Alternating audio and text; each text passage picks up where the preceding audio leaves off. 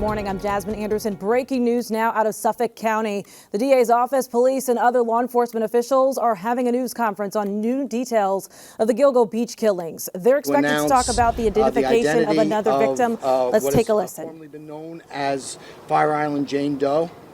On April 20th, 1996, female remains consisting of legs and feet were found on the bayside shore of Fire Island, about a mile west of Davis Park Beach. Then, approximately 15 years later, on April 11, 2011, additional remains consisting of a skull were discovered at Tobay Beach in Nassau County. That skull was found following the discovery of the remains of Jessica Taylor, and the skull was found on the same day as the remains of what is commonly come to be referred to as Peaches was found on Jones Beach. Thereafter, in July of 2011, the Suffolk County Crime Lab linked the two sets of remains via DNA analysis. And by that I mean the legs that were found in the vicinity of Davis Park were compared with the remains found at Tobay Beach, and it was determined that it was the same person. Since 2011, that victim was known by various names, including Fire Island Jane Doe.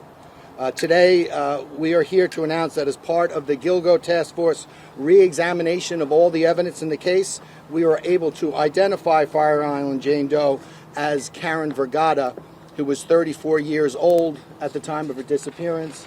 And I believe we have a picture of Miss Vergata.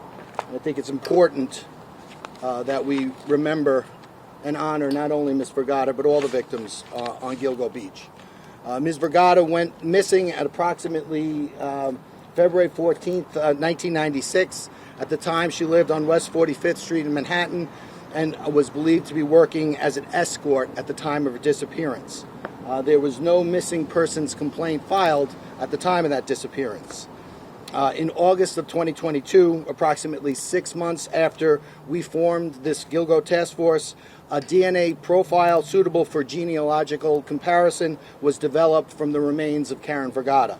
In September of 2022, the FBI was able via a genetic genealogy review to identify Ms. Vergata presumptively as Fire Island Jane Doe. Thereafter, in October of 2022, using a buccal swab from a relative of Karen Vergata, we were able to definitively identify her. Prior to disclosing this information, of course, we needed to contact all of Ms. Vergata's family members. And additionally, at or around the same time, we were beginning our grand jury confidential investigation into what has been known as the Gilgo 4. That is the murders of Maureen Brainerd Barnes, Melissa Barthelemy, Megan Waterman, and Amber Costello. So we decided we were not going to make any public comment at this time. However, since that, the results of that investigation have become public, and we have made the necessary notifications to Ms. Vergata's family, we can make this important announcement now. I just want to thank, in particular, Special Agent Lori Giordano from the FBI in her work with the familial DNA. She worked in conjunction with our Suffolk County Crime Lab, Don Dollar of the Suffolk County Crime Lab, his team, in coordination with the Suffolk County Police Department's Homicide Unit. So I want to thank them in particular for all of their work. Of course, I want to thank our task force members, Suffolk County Sheriff Errol Toulon, ASAC Spencer Horn from the FBI. I want to thank the New York State Police, Suffolk County Police Department, Rodney Harrison, who couldn't make it here. I understand Chief Rowan is here in his place instead. But I want to thank them for not only their work on this case, but for all their work in the task force going forward. It's important to note that there are no charges at this time. Ms. Vergata's disappearance was in 1996, which is 27 years ago. We are going to continue to work this particular case as we did the Gilgo 4 investigation. We're going to have no comment on what, if any, suspects we developed at this time. This is a confidential investigation, so I'm not going to be taking any questions, but our investigation is continuing, and thank you all very much. Can you talk about the belt buckle? No questions. If you want to talk about something regarding the Gilgo 4, I'm happy to talk offline to you. But today, this press conference is about Ms. Vergata, and that we've been able to identify her, and that we're continuing our investigation not only with regard to the Gilgo 4, but all of the victims on Gilgo. So thank you all very much. Can you detail why this is significant? Cause of death? There's nothing else you can say about Ms. Vergata?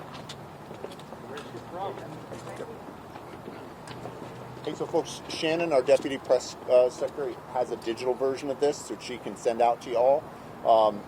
We can either do it just to our press list, which you probably are already on, or if you want to give your emails, we can do it individually. She went missing February 14th of 1996. That's 27 years ago. Joining me right now is columnist Joy Brown to talk more about this. Joy. Well, it's a couple of interesting things here. One, the fact that we have another identification. The other thing is it gives us another inside look into this task force and the secrecy under which this task force has been working. What the district attorney said was they figured this out in October of 2022. We are now in, August of 2023, and they decided to sort of keep that part to themselves. The other thing they told us is that they made a match or helped figure out to do this. They took some DNA and they ended up swabbing DNA from a relative. So he called it familia DNA, which would presumably mean that they went to genetic databases, Ancestry, 23andMe, to sort of get us the identification of Ms. Vergata. It also tells us that they were doing two things at one time, or multiple things at one time, which is they had her identification while at the same time keeping surveillance on the suspect, Rex Heuermann, who has been charged with the Gilgo 4. And we know no charges have been filed in relation to Jane Doe No. 7, which has been identified as Karen Vergata. No charges. He was very specific to say that. I would have assumed that would have been the first question. So right now, it seems that we've got a prosecution going on. We've still got the investigation going on into, you remember, there are 3 sets of remains that remain unidentified. You have Peaches. This is a torso with a tattoo. You have a toddler who officials are presumably that this is her child. And we also have an Asian male. So you've got that still going on. And now you've got an investigation going on to try to put together and figure out the mystery of what happened to and who was responsible for the death of Ms. Vergata. Yeah, and I don't want to take away from Ms. Vergata because that's what we're here to talk about today. She lived in Manhattan. She worked as an escort there. And then, of course, in 2022, as you mentioned, the family was then, their identity was used, or DNA, I should say, their samples were used to make a comparison to see if this was her. Is this a common practice that is used typically in these situations, or is this uncommon? Well, you're seeing more and more people making use of, ancestry links. I mean, we all read stories about, hey, I swabbed, got my results back, and found out that, my dad is not my dad, or whatever that is. But it has also become more of a factor in law enforcement. They are doing those kinds of things. The other thing I just want to point out in regards to Ms. Vergata is that, the district attorney said that they took some time to find her family. He said that there had been no missing persons report filed on her. So they had to not just make the DNA match, but they had to find family members and inform family members decades after she went missing that they had found her remains. And it's pretty gruesome here that she was found, Fire Island, Jane Doe, and also in Nassau County. And Jones Beach. At Jones Beach. So a question for you, Joy. So now all of this has happened. I know you spoke with the DA yesterday. He talked about how he was pretty confident about identifying the other remaining victims. Do you think we'll know any more information in the coming days? I believe that the bottom line on this is we will know when they decide to tell us. Gotcha.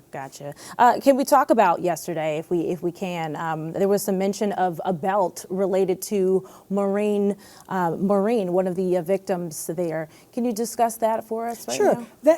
Back, I believe in 2020, there was a big press conference where law enforcement officials had decided to let the public know, hey, we've got this belt. It's got these initials, HM or WH. Can you help us? And then nothing that we know of came as a result of that.